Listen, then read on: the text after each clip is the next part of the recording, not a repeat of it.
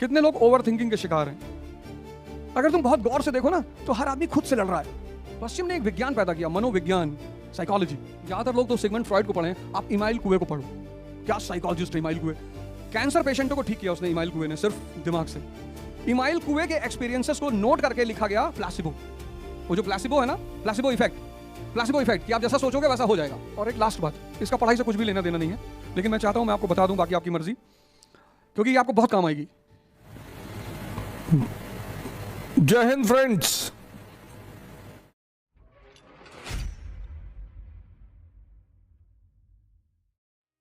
कि कंसिस्टेंसी क्यों नहीं बन पा रही?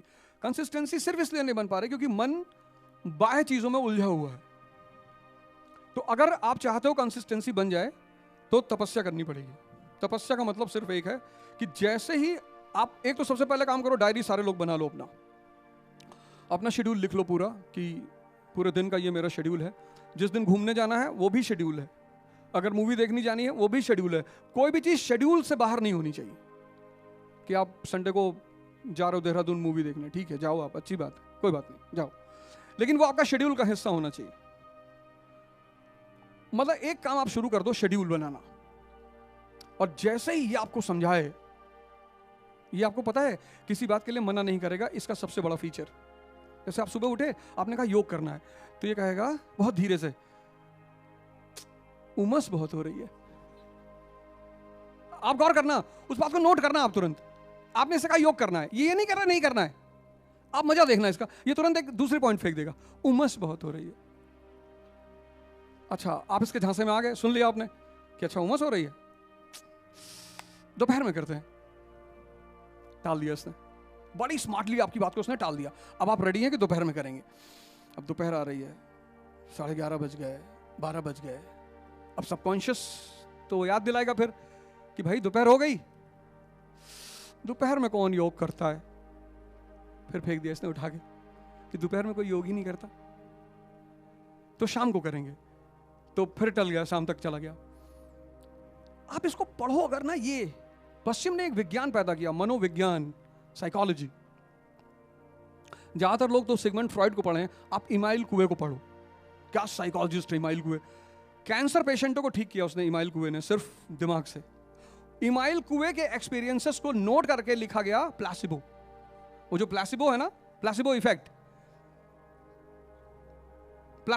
कि आप जैसा सोचोगे वैसा हो जाएगा। प्लासिबो इफेक्ट में एक एग्जांपल दिया हुआ बड़ा प्यारा। एक आदमी को लंग्स कैंसर हो गया, तो कैंसर के पेशेंट बचते नहीं है, ऐसा एलोपैथी कहती है।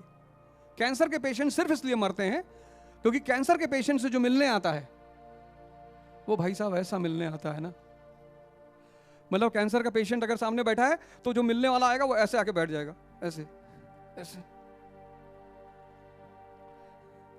वो मान क्या है कि तुम मर गए। इसलिए अगर आपका कोई भी परिचित कैंसर का पेशेंट है, उससे एक बात बोलो कि किसी भी नेगेटिव आदमी को बैठने मत दो, 2-4 मुक्का मार ही दो।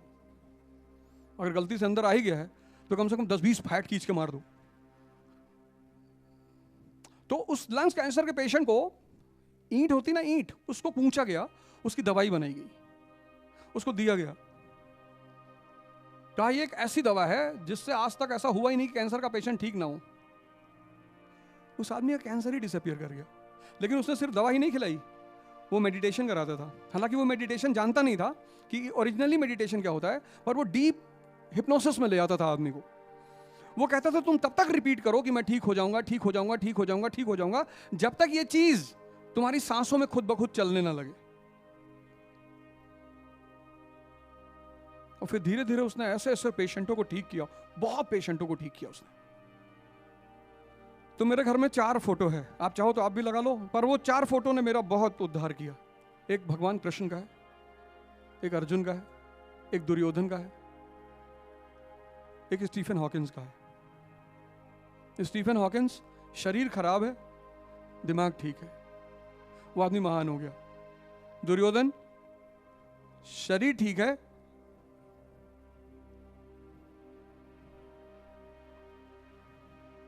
और कृष्ण तो खैर कहना ही क्या, दिमाग को जीत ही लिया है। दिमाग की मजाल है कि उनको राय दे दे कुछ, इसीलिए वो महावीर है। तो ये उपनयन संस्कार हमारे देश में इसीलिए कराया जाता है कि आपको इंद्रिय और मन से उठाकर चेतना से जोड़ा जाएगा। और एक लास्ट बात, इसका पढ़ाई से कुछ भी लेना देना नहीं है, लेकिन मैं चाहता हूं मैं आपको बता दूं, बाकी आपकी मर्जी, क्योंकि ये आपको बहुत काम आएगी। और आप चाहें तो इसको बना लें, मतलब इसका भी बना लें, जिनको पता है वो देख लें, जिनको नहीं पता वो बना लें। कितने लोग ओवर थिंकिंग के शिकार हैं? बड़ी बात है।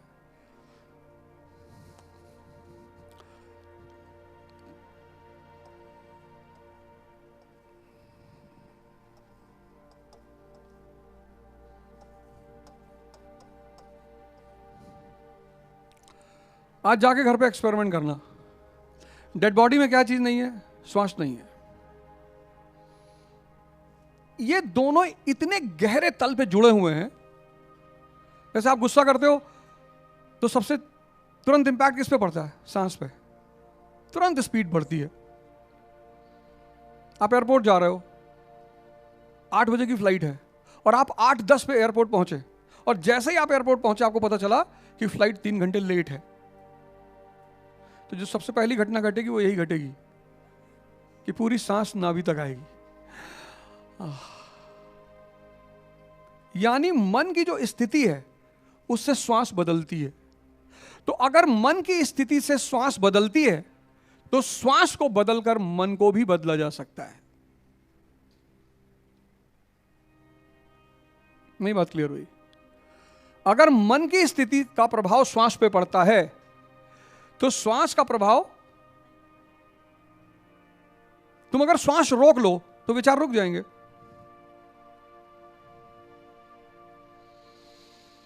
जैसे ही श्वास रोकोगे वैसे विचार रुक जाएंगे। जब आदमी मरता है ना तो पता है क्यों तड़पता है? पहली बार वो अपनी श्वास को देखता है मरते वक्त, पहली बार उसे पता चलता है कि इतनी कीमती चीज मेरे पास थी, वो उसे पकड़ने की कोशिश करता है, वहीं तड़प पैदा हो जाती है। तो जब भी आप अपनी मन की स्थिति को बदलना चाहो,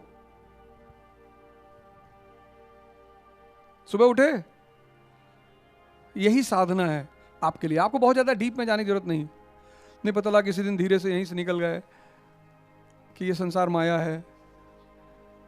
संसार को छोड़कर कभी नहीं भागना है।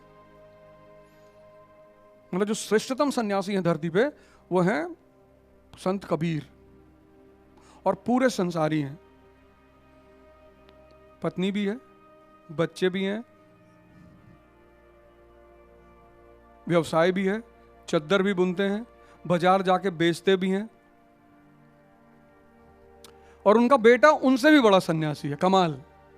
इसलिए कबीर दास के बेटे पे कहा गया है कि बूढ़ा वंश वो कबीर का उपजा पुत्र कमाल। उसको कभी कभी लोग नेगेटिवली लेते हैं कि कमाल बहुत मतलब माया में डूबा हुआ, ऐसा कुछ नहीं था। जैसे उठे सुबह, इसको बस वॉच करते रहना है। इसी को कहते हैं ध्यान। ध्यान का मतलब देखना। उठने का मन नहीं कर रहा है, बस इसको तुम पकड़ लो, इसको छोड़ दो, इस पे ध्यान ही मत दो, ये क्या कह रहा है, इसको पकड़ो, इसकी लेटे स्पीड बदल दो, ये टूट जाएगा, इसके विचार खत्म हो जाएंगे। जितनी ये तुम्हारा भस्त्रिका क्या करता है? यही तो करता है। भस्त्रिका का मजा तुम्हें कैसे आएगा? तुम जितनी देर भस्त्रिका करोगे विचार गायब हो जाएंगे। अगर तुम 5 मिनट रेगुलर भस्त्रिका कर लिए तो 5 मिनट बाद 4 घंटे तुम बड़ी रिलैक्स की स्थिति में रहोगे, क्योंकि तुम ड्रेन किससे हो रहे हो? अपने थॉट से। थॉट कौन सा आएगा नहीं पता। सबसे मजेदार बात विचार की, मंदिर में बैठे हो, पायल की आवाज आई, एक आंख खोल के देख लिए, फिर दूसरा बंद कर लिए। अगर तुम बहुत गौर से देखो ना तो हर आदमी खुद से लड़ रहा है। वो जब अंदर की लड़ाई नहीं संभलती तब वो बाहर फ्रस्ट्रेशन प्रकट करता है। तो कोशिश करो कि जैसे ही ये तुम्हें गलत, जैसे तुम्हें कोई एडवाइस करे, जैसे ही कुछ नहीं करना, तुम्हें कोई ब्रह्म की तलाश में नहीं जाना। अभी प्रॉपर आईएएस यूपी कैडर, हमारे प्रदेश में रहो, ठेका पट्टा दिलाओ हमको, अभी जो हमसे मदद लेनी है वो हमसे ले लो, कल जो तुमसे मदद लेनी होगी वो हम ले लेंगे, तुम चिंता मत करो। हम LIC की तरह हैं, जिंदगी के साथ भी जिंदगी के बाद भी, तुम चिंता मत करो। अभी मेरे बड़े सारे स्टूडेंट आएंगे तुम लोग को पढ़ाने के लिए, जब मैं उनसे क्लास में कहता था तो वो हंसते थे इस बात। सर ऐसे थोड़ी होता, ऐसा ही होता है। हमारी बात नहीं मानोगे, ठीक है, नागालैंड कैडर चले जाओगे, गैंडे की सींग सर पे लाल बत्ती लगी है, 6 लोग भाला लेके अगल बगल टहल रहे हैं, उसकी तुम अभी तुमको मेरी जरूरत है जितना तुम, लेकिन पॉजिटिवली। कहीं फंसते हो मुझे बताओ, लिख के दे दो, ऑफिस मेरा फर्स्ट फ्लोर पे है, लिख के दे दो। और जितना मस्ती डेवलप करते ले जाओगे, और मस्ती कैसे पैदा हो, ऐसे समझोगे तो